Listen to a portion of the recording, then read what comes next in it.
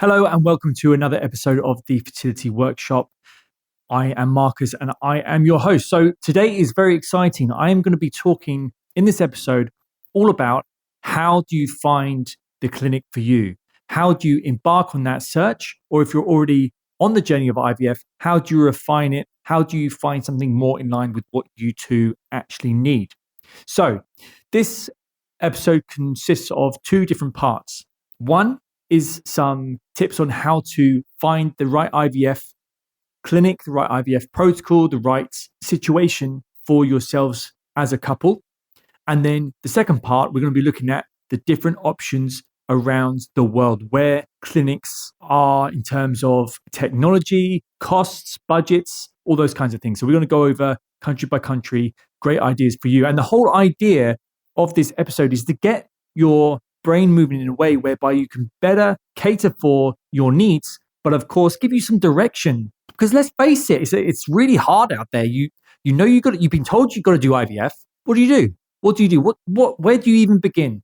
So that's a situation we found ourselves in, and quite frankly, I didn't do us proud. I wasn't, in my opinion, I did not carry my weight that I needed to. My wife had to put some bits and pieces together. And then we went around some clinics and it started from there. We didn't know what we needed because half the battle is finding out what works as a protocol for your wife's body. And then the other half is putting together how you can improve your egg quality and sperm health as well. So it's obviously a heck of a trip, guys, right? It's a big journey. But in this episode, we're going to be talking about how do you find the right clinic for you two as a couple.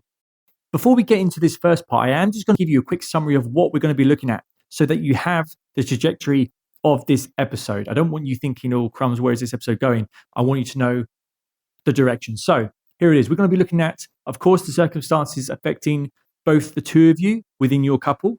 We're going to be looking at donors, how the clinics tackle that question, and the right way to go about it and the wrong way to kind of go about it. What kind of supportive services do clinics provide, and are they going to be applicable to yourselves? What about reviews? How do they deal with embryos? Because embryos are not all the same. Your circumstances might be a lot more dire than someone else's, and therefore a lower quality embryo is going to be very important to you, and you might well want to try it and go ahead with that as well. So all of these little subjects, there's different nuggets of information within all of them, and there will be a little bit more as well. So that is where we're going to start. So let's begin. Circumstances affecting the two of you. Right. So everybody's circumstances are different when they come into IVF. There's a misconception that IVF is just a monolithic kind of ladder that you got to climb, and that's the deal. People who have not done IVF, that's all they know. And that's not the case, because of course it can be a man's problem. It can be the woman's problem. It can be a lot more complicated than that. It can be a combination of both. And if there is an issue with one of the couple, what is the issue? Whatever the condition is, that is going to change the course of the journey massively.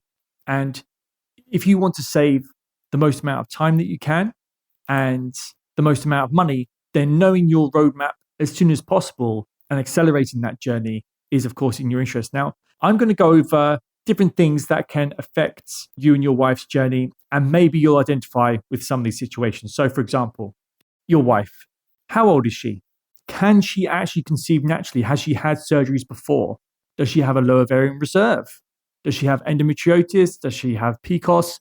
Are there other things involved? Are there other complications? Are there cysts? Are there polyps? There's a whole range of things that could be there.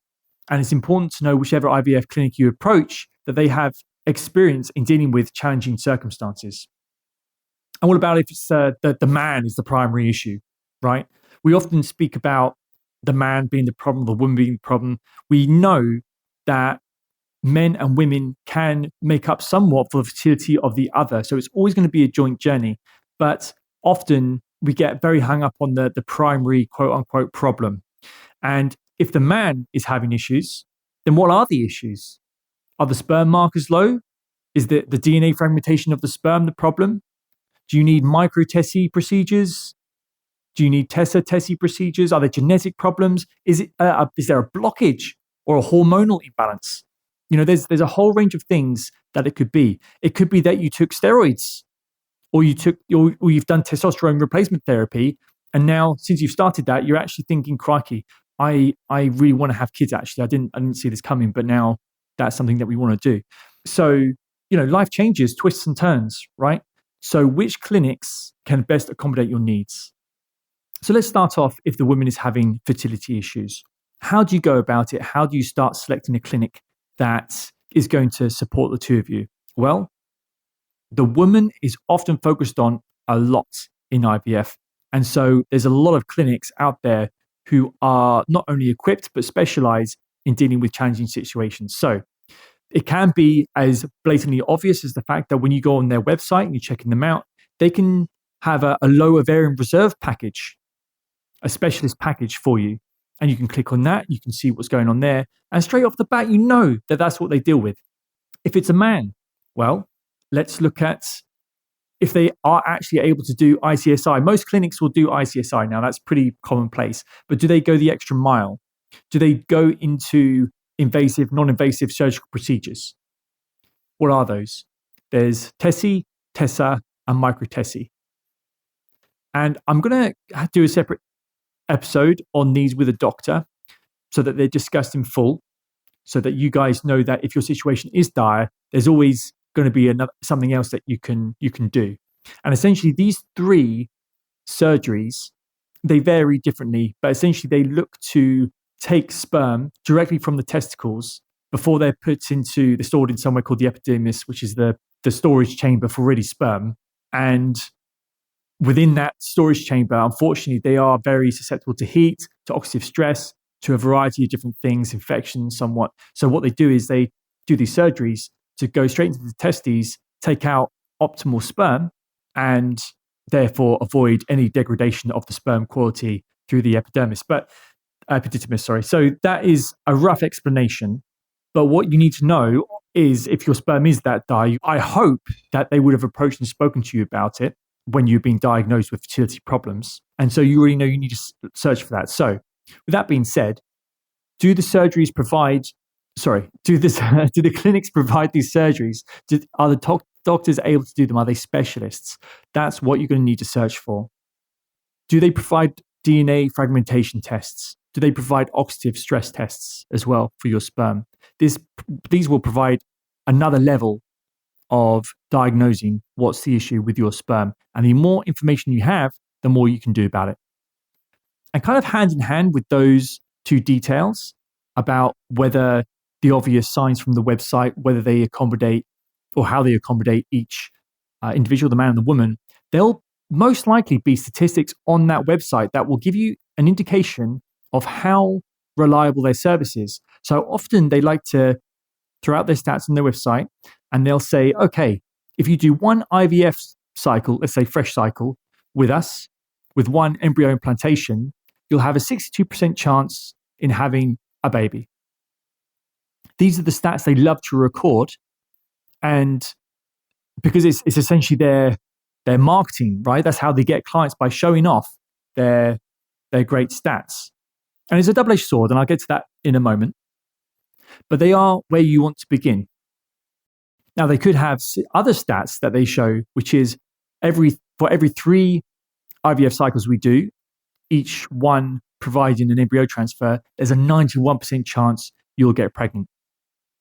So they'll measure it in different ways. In fact, they'll gloss it up how whatever best suits their advertising, but they will give you an indication of what their goals are and how they essentially help you create life. And it's really worth taking note of that information, because if they're used to taking in challenging circumstances and they're projecting good stats, that's really, really, it's a fantastic sign. Let's not kid ourselves, guys, right? That's something that we would jump to, right? But I do want to go over something that I'll expand a little bit more on later on about our individual experience.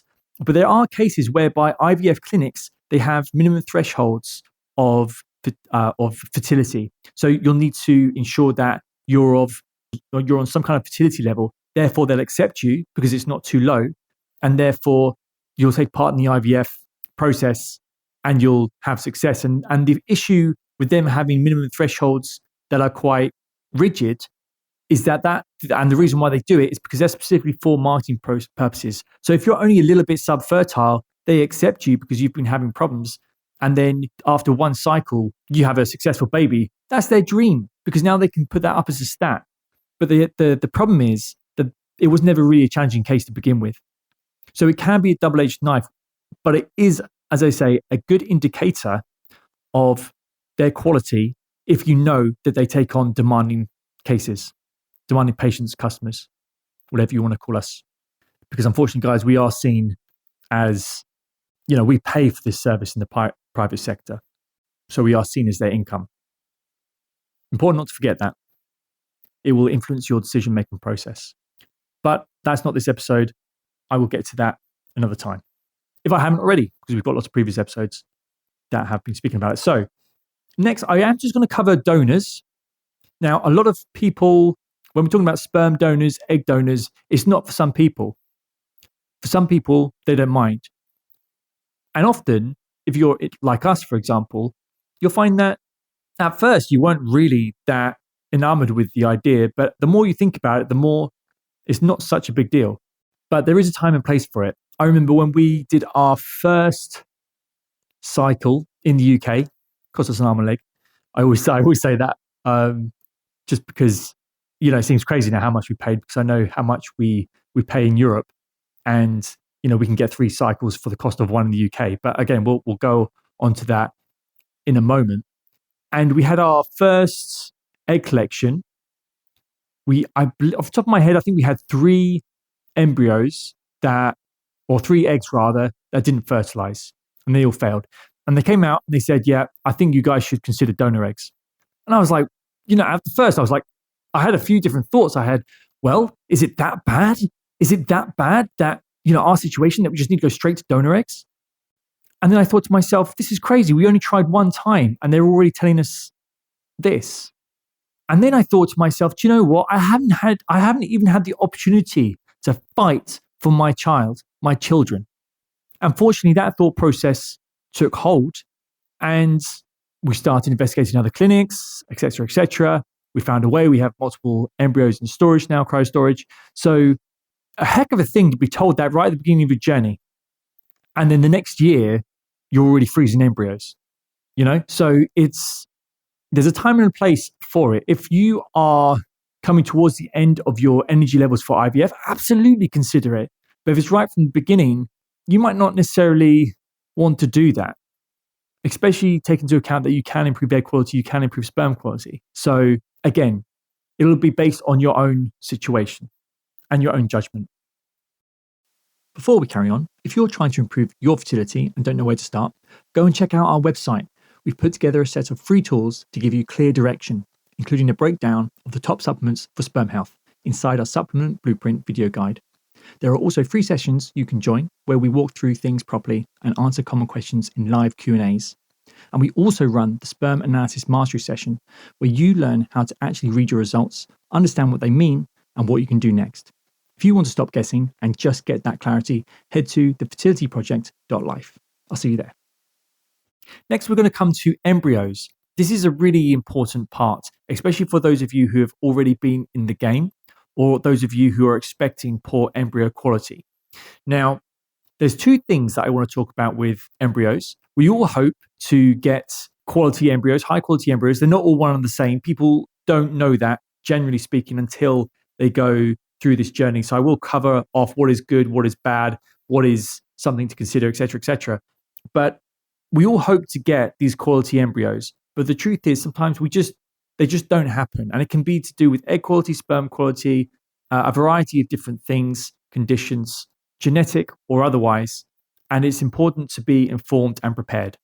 So let's start off with the basics. What makes a good embryo and what makes a bad one? And by the way, we're not going to get too technical in this episode. I am going to go over in another episode into more detail. Now, the high quality embryo, that is represented by something called an AA grading. An AA grading. And a low quality embryo will be DD. So what do these 2 letters actually mean? So there's 2 parts to the embryo actually. One is what will become the placenta, and one is what will become the baby. They're both very, very important, and they both need to be as high quality as possible. Because if the placenta is very high quality, that means nutrition, blood, etc., will all flow into the baby as needed and will affect the child's development. And of course, the latter is the child itself. And that will, of course, define the health of the baby. Miscarriage chances will be affected. And of course, stillbirth will also be indicated by a poorer quality embryo. So there's all this information that comes from just these things. So you have AA, BB, CC, DD. DD is not generally able to be used. I mean, that is a low quality embryo. Now, if you have AB, BA, BB, these are kind of, I mean, the AB ones are still high quality embryos. We've got one of those. And still very, very viable, very, very viable. And you've got to understand that these embryos, as they grow, they can self-correct. And that's the kind of crux of what we're talking about. The AB, that's AB is still very good quality. BB, that's mid. CC, that's lower quality, right? But all of these embryos will have the opportunity to grow, to become healthy. And if there are faults within it, they can self-correct and become a healthy baby at the end of it. There is a low percentage chance if it's CC, but it can still happen. And it's really important that you hear me on this, because if you are not used to or expecting high quality embryos, that means that you can't afford to waste and lose any of the CC embryos. Different clinics will have different viewpoints on this, and it's very important to discuss it with them, because sometimes they see a CC embryo and they say, do you know what, we'd rather not implant that because we don't know what's going to happen. High likelihood of the baby not working out, of miscarriage. So actually we're going to just, we're going to bin it. We're not going to put it on the table as an option. And there are circumstances where you might not be getting much healthier embryos throughout the journey of your IVF journey. So you don't want to waste those. And the thing is, a lot of these clinics, they might not talk to you about it beforehand. And so what they'll report after an egg collection, after they're fertilized, they'll just say, yeah, we had some success with the eggs being fertilized, but unfortunately the embryo was not viable, and so we had to discard it. You'll often get this as a generic explanation of what's happened within the few days of the egg and the sperm coming together, then fertilizing, then becoming a embryo over the next few days. So there's that, the fact that it wasn't seen as a viable embryo because the quality of the embryo was too low. And there's also something called mosaic embryos. Now, what are mosaic embryos and why are they important? Well, first of all, they're important because they both can be very viable and they can self-correct as well. But what is a mosaic embryo? Because obviously that's quite unique. Well, what it is an embryo that is a combination of normal and abnormal cells detected on testing. And so they can be imperfect, but often they can self-correct, which means that they shouldn't be discarded. They should be given a shot, given a chance. Those are your babies. Not just that, your options might not be broad. So it's important to speak to your clinic beforehand, or the clinic that you're thinking of using, and just ask, what's your policy on mosaic embryos? What's your policy on what makes an embryo viable or not? Is a CC something that you'd feel comfortable implanting into my wife, into a uterine wall? And you'll be surprised. You'll get various different answers. They won't all be, oh yeah, it's fine, we'll definitely keep them. And then you can make the judgment call at the time. They might say, do you know what, with mosaic embryos, we don't deal with those. We will not entertain them as viable embryos. And that can seriously harm your chances of conceiving. You're going through IVF for a reason. You have a demanding situation as it is. So to discard and throw away options, you don't want to do that. And we're not going to go into it, but there is genetic testing. You can look for disease, illness, for example, and you can also look at chromosomal abnormalities and things to ensure that it will be a healthy baby, etc. But at least give yourself the option, my friends. Do you understand? It's your judgment call. It's your path, your journey. And you don't want to be in a situation where you're just told, yeah, the embryo wasn't viable, so we couldn't go ahead. Because you'll be left feeling confused with no explanation as to why it wasn't viable. And now that you've heard this, and let's say you don't take my advice and you don't talk to them about mosaic embryos, you'll be thinking about what could have been. So don't live in regret. Talk to your clinic before you go ahead with your IVF cycle. Okay, so there's a couple of things that I want to talk about, and that is the supportive services, and then how to look at the reviews for a clinic, how to best utilize them to ensure that you know you're going in a direction that you feel comfortable with and one that you actually feel quite optimistic about. So, supportive services, why are these important? Now, these might not be something that you're thinking of, but they can be the game changers. What do I mean? Well, first of all, do they provide an out of hours contact number? And what does that mean? Typically, IVF clinics in Europe will operate from 8 to 5, 8 to 4, 9 to 5, 9 to 6, right? And when you're taking medication, or your wife's taking medication, her protocol, she'll be injecting herself before these hours and after hours. And if you're suddenly have an issue come up, and I'll illustrate that in just a moment with a couple of my examples, and you don't know what to do, what are you going to do? Here's one of the examples. So 1 year ago, my wife and I, we were at the same clinic that we had used the previous year. We were using the same medication, and we thought we were all good. We thought we knew everything. However, the administrator who was dealing with us was not the same as the previous year, and quite frankly, not as good. But we only found that out a bit later. So she gave us the medication at the clinic. We purchased it. We took it home. We stored it in the fridge as we should, etc., etc. When it came to 7:30 that night, we were to apply it. We went about applying it. What went wrong? Well, the syringe needle was completely different.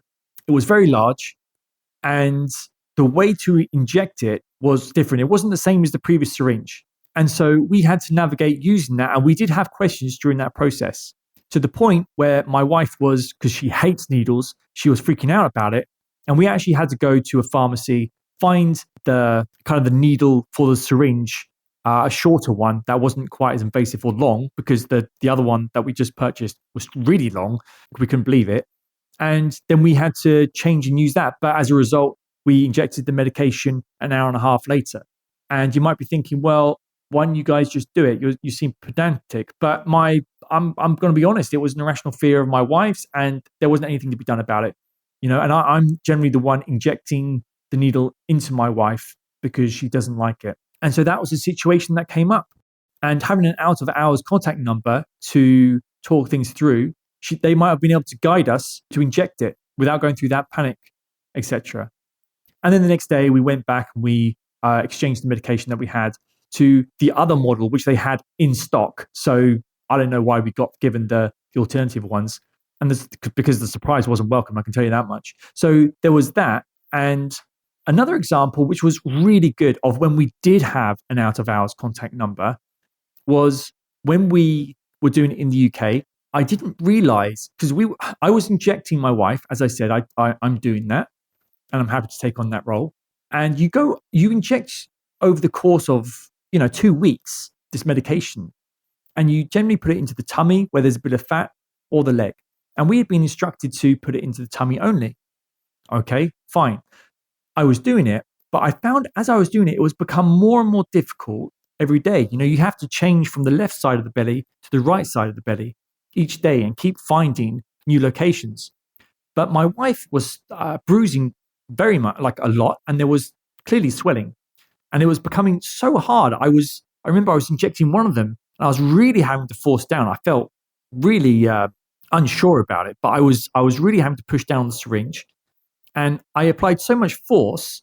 Well, it was a combination of me applying force, not me actually like driving it into the stomach, me pushing down that bit at the end of the syringe, and then also the fact that there was so much resistance on the needle itself that the needle came off the syringe, and the medication is sprayed a little bit onto my wife, but a lot of it into my eyeball. And I was like, I couldn't see. If you get any liquid in there, you can't see for a bit. And I was panicking. I was like, what the hell's in this thing, etc., etc. So we called up the out of hours line. There was a nurse on the end of it. She spoke to us. She assured me that there was nothing bad in my eyeball. She explained what had happened, the fact that there was a lot of swelling that can happen within the stomach of the woman when doing these injections, and that we needed to simply apply another dose because we weren't able to inject really anything. And we would order more medication the next day because we still had enough medication, fortunately, for the next few days. And they, sent it priority delivery, and it was all fine. So that's how an out of hours contact number can be useful. All right. A long-winded explanation, but that is something that you can value. Something else that you can value is counseling. Now, I'm not one for counseling. I believe that, you can have a good therapist and a bad therapist, and it's hard to find who's good, who's bad. And it takes time to discover that fact anyway. But we did have a very positive experience, again, within that same IVF clinic, that first IVF cycle that we were doing, which is that they provided a free counseling session. And in that counseling session, they were able to address certain questions, address certain emotions, and draw it out in a healthier way. Because we've all had moments in our relationship where we've expressed something honestly and openly, but for some reason it's not taken in the best way, right? And you're like, what the hell did I say wrong? But it's often because we're not phrasing things intentionally and not doing it in a constructive way. And that can be a problem for your relationship during a very stressful time. Your wife will be taking a lot of hormones. It will affect her mood. You will also have stress on your back. So having these counseling sessions, it can be beneficial. And you have the benefit of understanding that you're at a point where you can foresee certain things happening now. We're planning your IVF cycles, right? And if you know that your wife is going to have a hard time, particularly during this time, like it means a lot to, you will just get a sense of it, and that she will be A, receptive, and B, benefit from couples counseling, or whether it be by herself, whatever it is that you two want to do, because you might well want counseling yourself. Never write it off. So understand that that is a valuable tool as well. You don't necessarily have to do it through the clinic or anything like that. Sometimes they offer it, sometimes they don't. Maybe you can do it outside.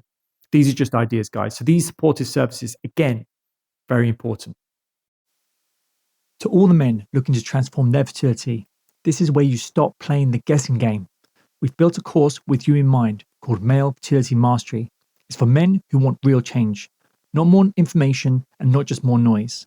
It's based upon my 4-year journey improving my own sperm health, and it's grounded in evidence-based fertility research. It shows you how to improve your sperm health over a 3-month period across all your key markers: count, motility, morphology, DNA fragmentation, the whole lot. No fluff, no bullshit, no jumping between random supplements, no wasting time on things that don't move the needle. It has practical steps you can follow and track. It's all about your results. And if you want more direct support, there's coaching available as well. If you're ready to take control and actually fix this, go to thefertilityproject.life/MFM course. Next thing, weekend access. Weekend access. Why is this important? Weekend access to what? Weekend access to the clinic. Because again, if you haven't gone through this process, you will not know that they do not know when the egg collection day will be. And the optimal egg collection day might fall on the weekend. What do you do?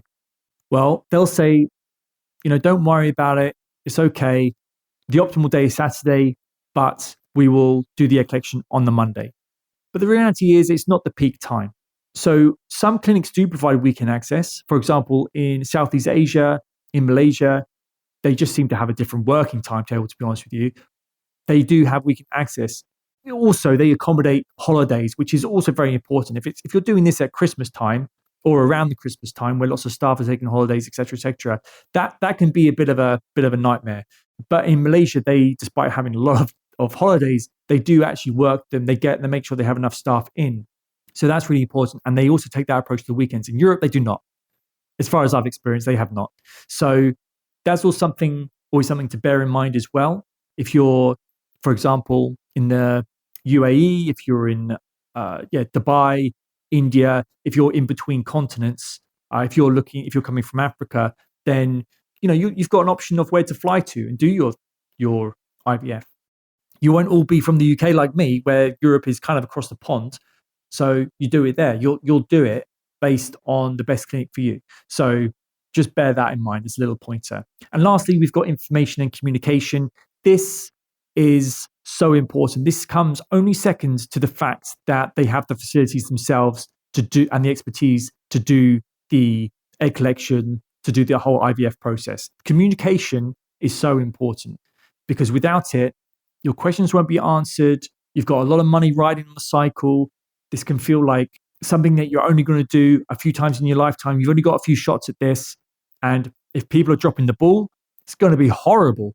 So often different clinics will have different ways of dealing with their patients, their customers. They might be using WhatsApp, which is usually pretty useful. They might have their own app whereby they upload documents to, and they also have you'll have direct communication with your coordinator. Again, really good, really important. Sometimes they'll just go through email, and email is slow, cumbersome, and personally, it's not my favorite way of doing things.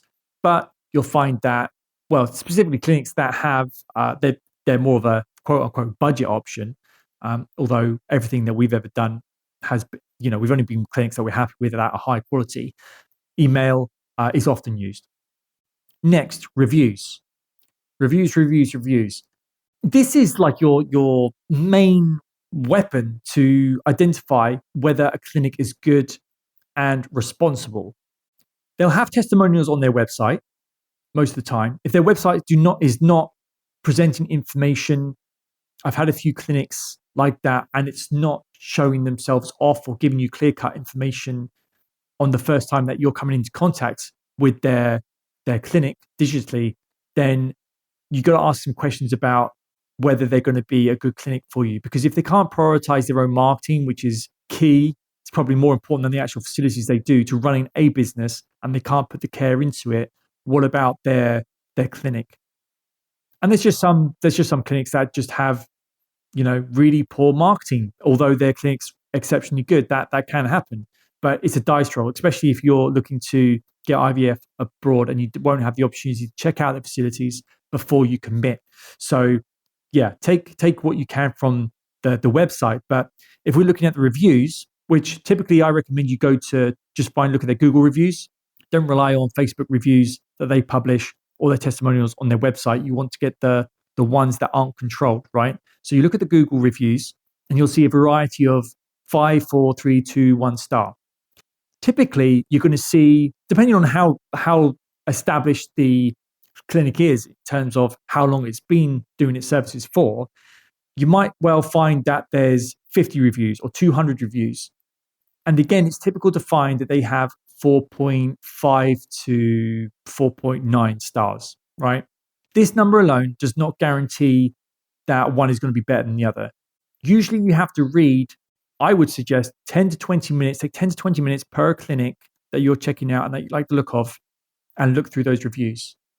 You'll be able to identify trends of what they're doing good and what they're doing bad.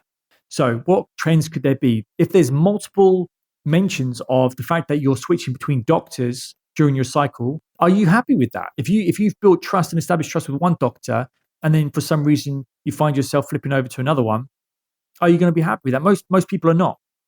What about poor communication with the coordinator? Is that coming up a lot? What about after paying your actual money to the clinic, you found that the level of their communications went down? That's a common one. You can see that come up. They say it in a 5-star review. They might say it in a 2-star review. The reason why 5-star reviews, even if there are faults along the way, are 5-star is because there's been success. Because people are so grateful for the successful pregnancy, for the successful embryo transfer, the fact that they've gotten to 5 months pregnant and they've gotten to that point. They're so happy. They will give a 5-star review, but they will also mention a few things that they could have done better. So it's important to read all of them. It's tempting just to read the 2 and 1 stars, although that's a bit of a trap because, they sometimes it's a 1 star simply because there was multiple failures, 2 failures with the clinic. And that's not necessarily the clinic's fault. It can be, of course, but unfortunately failures do happen. And when people are feeling low, they can just leave a damning review. But again, you have to use your own judgment and you have to take what they say in the text seriously. So what other kind of red flags, if you like, would be there. Was English proficiency a problem if you're doing it abroad? Were the doctors cold, unfriendly? That can come up. Late diagnosis of a problem. Yeah, that's something that doesn't come up too much, but I have seen it, and that scares me because people go into the IVF for the first time and they've been told, oh, the problem is with the man or the problem is with the woman. If the problem is with the woman and they've never got checked out themselves, they go ahead on the day of the egg collection, they provide their sperm sample for the first time and they find out it's crap. And then they have to try and make embryos with that. And there's no success. So why wasn't there a test suggested to that man before going ahead with the cycle, so that he can improve his sperm quality, so that he can look at alternative procedures that would be more in line with what he needs. That can come up. And there are, of course, trends whereby multiple people might say, do you know what? I felt like I was on a conveyor belt, just in, out, dismissed, told to do this, very instructional, very cold. And I felt like I was just on a conveyor belt, and it was very business run. It didn't feel like a caring clinic. It just felt like they wanted my money. They were money hungry. So do take the time to look through the reviews of any of the clinics that you're checking out. This is going to be one of the biggest decisions of your life. You won't regret making the effort. Okay, so we're coming up to the second part of this episode. And this part is going to be looking at different countries, what their opportunities are, why you would choose them, why you would travel abroad to do an IVF cycle. Because let's face it, it's going to be for some people, not for others. If two people are extremely career orientated and they're not willing to take a holiday to another country to do things there, then you'll probably have to just pay somewhere which is more local. Not necessarily better, not necessarily cheaper, just somewhere more local. But for those of us looking to maximize our chances, to do as many cycles as we can with the budget that we have, traveling for IVF makes a lot of sense. And before we go any further, I do want to quickly just suggest that all these numbers have to be taken with a pinch of salt. They are generic and meant to be used as a guideline. You must investigate and do more, and of course, get quotes from the clinics you're looking at. And then also, I 100% recommend that you look to understand in the country that you're approaching, what's the terms of use, if you like, of your embryo. Will they always require mutual consent? Or does only one person, i.e. the mother, need consent? What happens if one of you dies? What happens if you get a divorce? Bear that in mind. But with no further ado, let's look at the first, United Kingdom. The United Kingdom is, in terms of my story, that's where of course we started our journey. And it's a very expensive place. We did an IVF cycle that cost £12,000. That did not include medication. Medication for us cost £2,500. And there were other extras, traveling to London on the train, etc. For two people, cost a lot. And, you have lunch in London, can cost a little bit. All these things just kind of add up. And that's why we look to look into Europe. Now, if you're looking at IVF clinics in the UK, you don't have to pay £12,000. Bear in mind that your needs for medication, your protocols, they'll vary depending on your situation, how much medication you need, how high the dosages are, etc. We ourselves typically need quite a lot. So, as I said, your situation will change that. But then also, do you remember I was talking about statistics and how thresholds can be like the gatekeeping in terms of who can take part in an IVF clinic?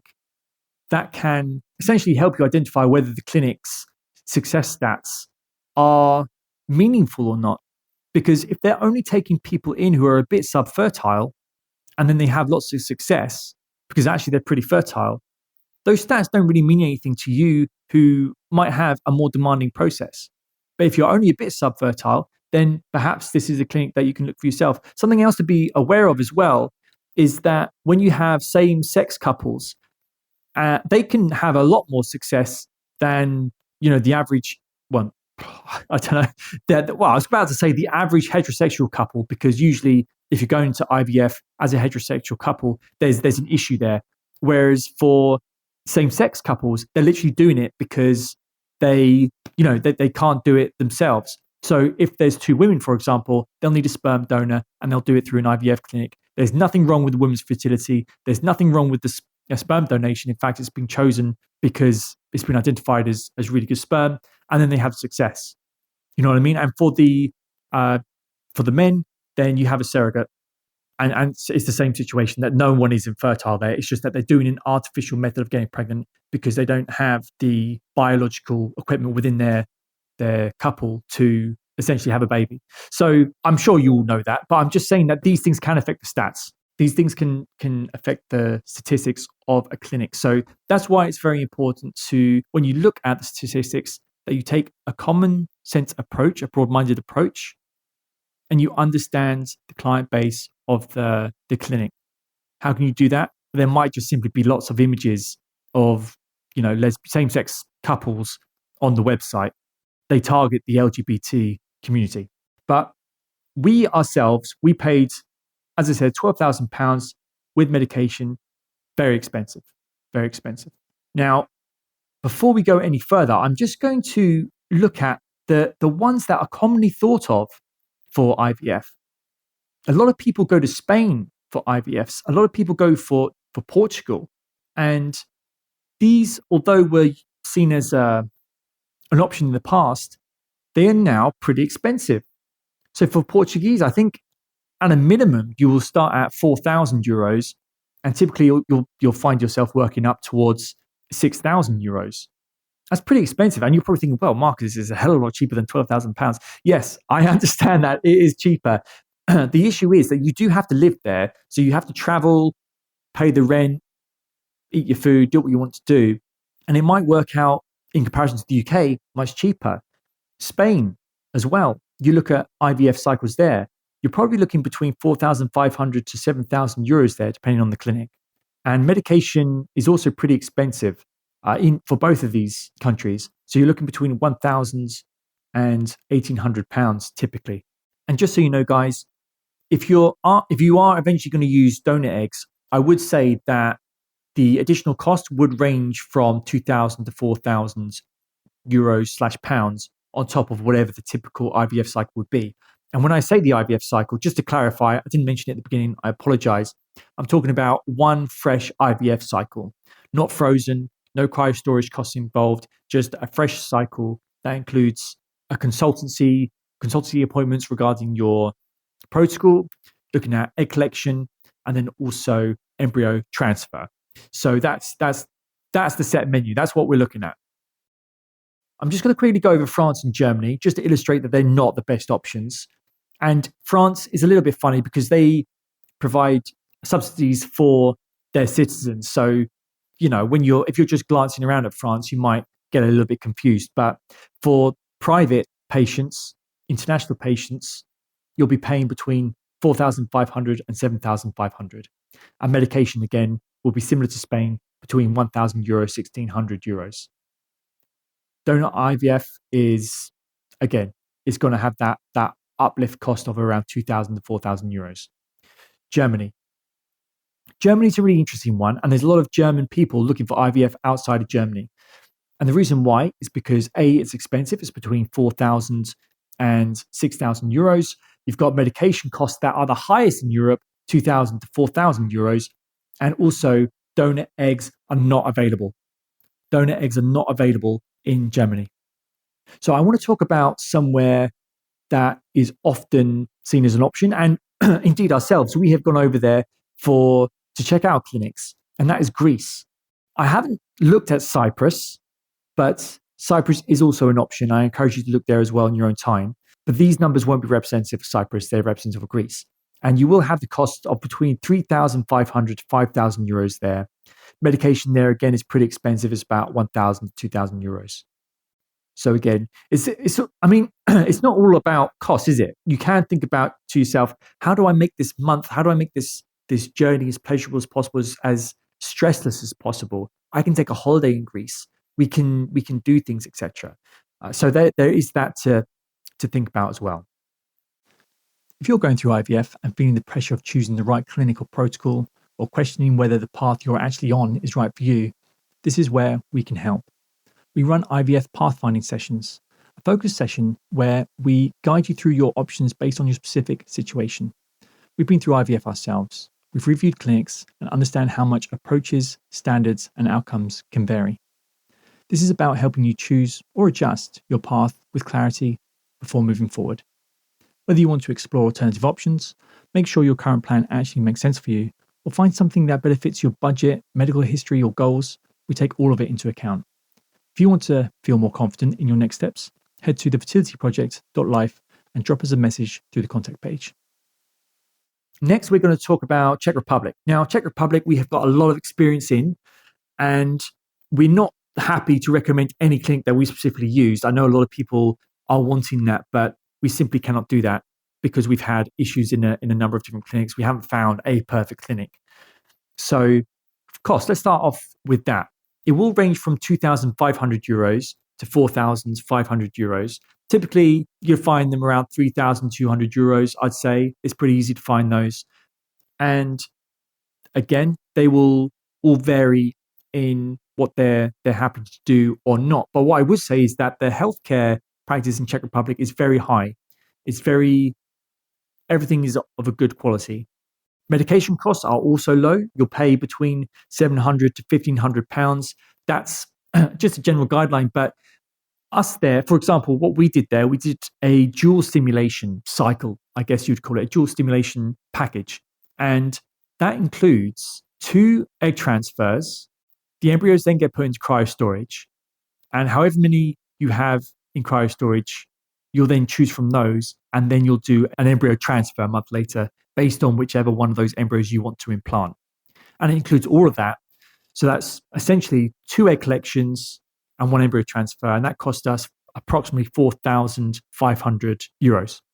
So if you think about what we were paying in the UK, 12,000, both of these are excluding medication, of course, then you can see actually with this dual stimulation package, we're getting about 2 cycles for 4,500 euros. The medication cost us approximately 600 per cycle. So that's 5,100. You're looking at the raw costs, probably, 1 to 3.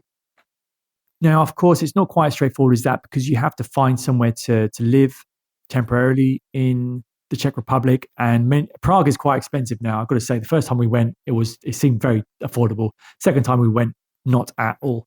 So there is that to take into account. The city that you choose in the Czech Republic would be more expensive or cheaper than others. So again, swings and roundabouts there. And if you're not looking to do dual stimulation, because that is very specific, that is only going to be really open to you if you're willing to either fly back and forth from whichever country you're coming from. So I'm aware that a lot of people listening to this will be from the States, Canada, etc. So it's not a one size fits all, obviously. But if you're not able to do multiple flights, or if you're not looking to be able to kind of stay in Czech Republic for a couple of months, for example, then dual stimulation won't be for you. I think with the clinic that we used, it was around 2,700 euros for a fresh embryo transfer. And I was very happy with their facilities. The first dual stimulation we did then was an absolute dream. We had a fantastic coordinator. The following year, unfortunately, the service wasn't consistent. So that's a bit of our insight. Next, I'm going to talk about Slovakia, which is right next to the Czech Republic. Of course, they used to be one country. So why am I mentioning Slovakia? It's a bit further out, and I am going to go into the Baltics in a moment. But the reason why I want to mention Slovakia is that there are IVF clinics there that will do it for as little as 1,440 euros, which is very, very affordable. Now, what are their minimum requirements? What kind of facility can you have?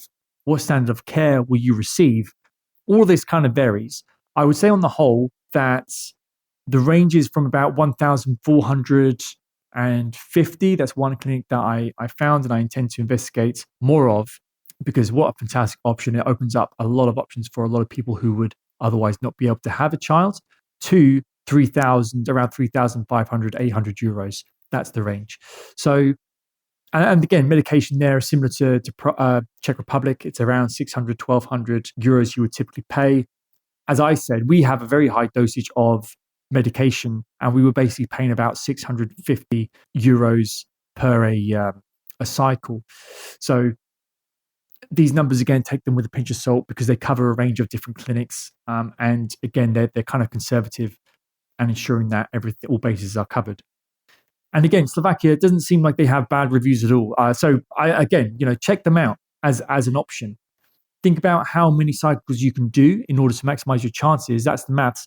But you must also marry that up with what your wife is happy to go through, because these cycles are very emotionally demanding. And if you're constantly doing them back to back, I don't know how some women do it. I think they really are warriors, and we won't ever know how it feels to be, to have such aggressive mood swings, etc. Or at least I don't think the majority of us will. So that's and it's a trial that they have to go through themselves as much as you can support them, and I do talk about that. But ultimately, they have to go through that journey. Now, I do want to go over the Baltics, and I am going to go over other countries around Greece. So let's fire away with the Baltics. When I say the Baltics, what do I mean? First of all, that means Lithuania, Latvia, and Estonia. For those of you who don't know too much about these countries, know that they are more affordable. English is, in Estonia, English is amazing, and you won't have any communications issues there. And Lithuania and Latvia, from what I understand, is all the professional staff there, they are going to be fluent in English.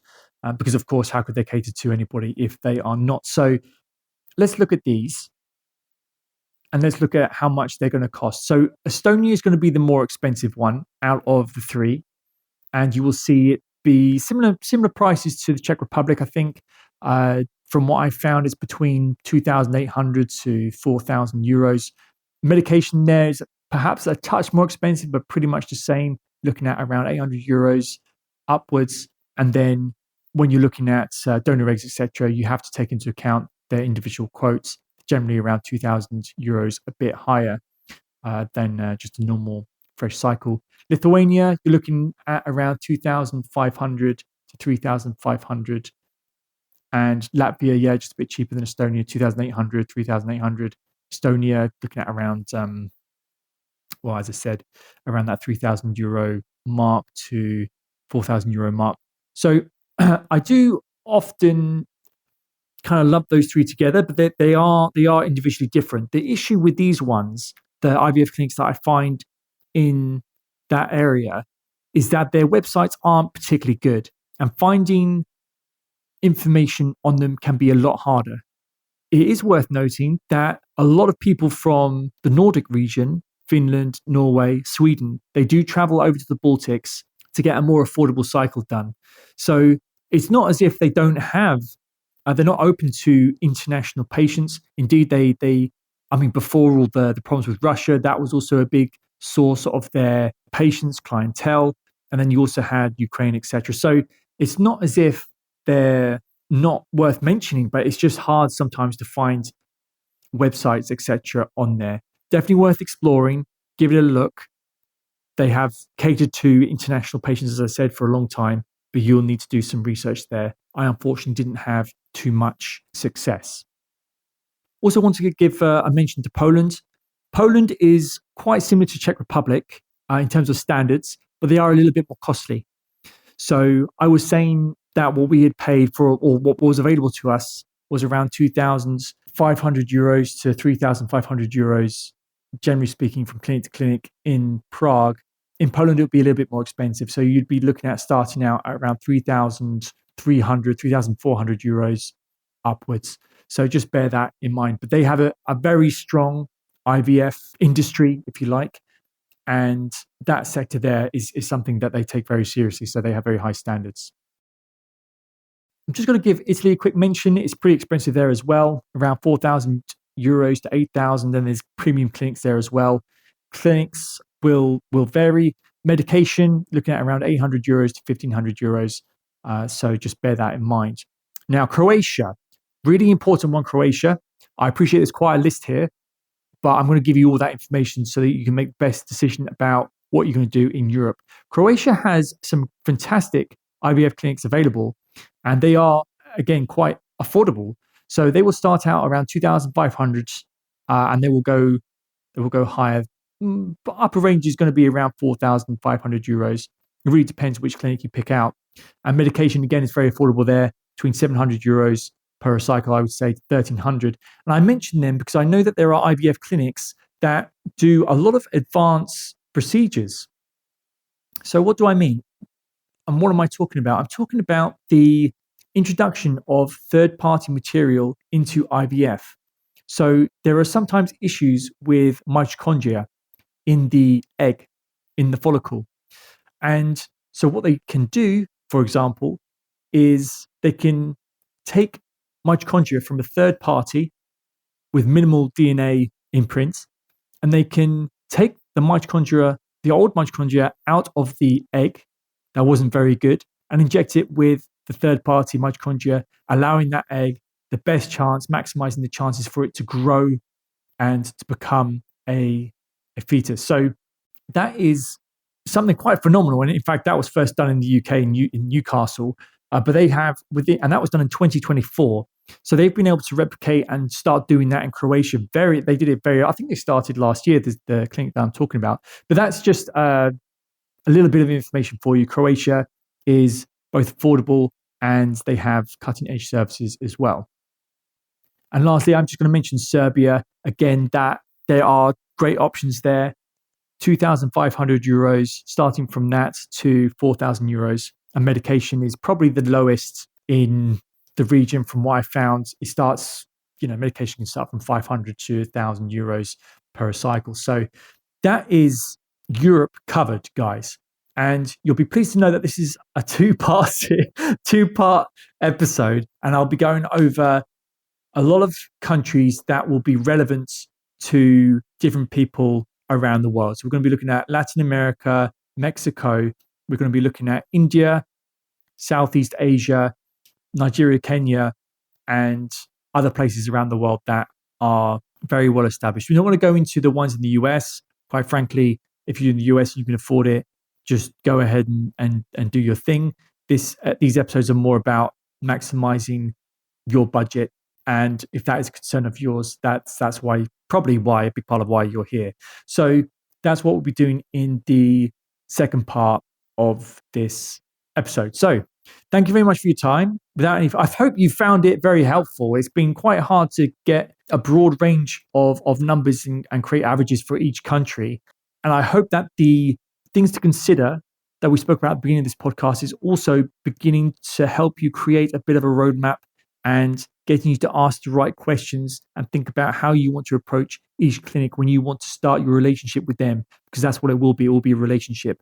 And your wife will appreciate very much you being able to create a short list of questions before you go and throw yourself in head first. So as always, I want the absolute best for you. I hope you got all the information that you needed from this episode, and I will see you in the next one. Thank you very much. See you then.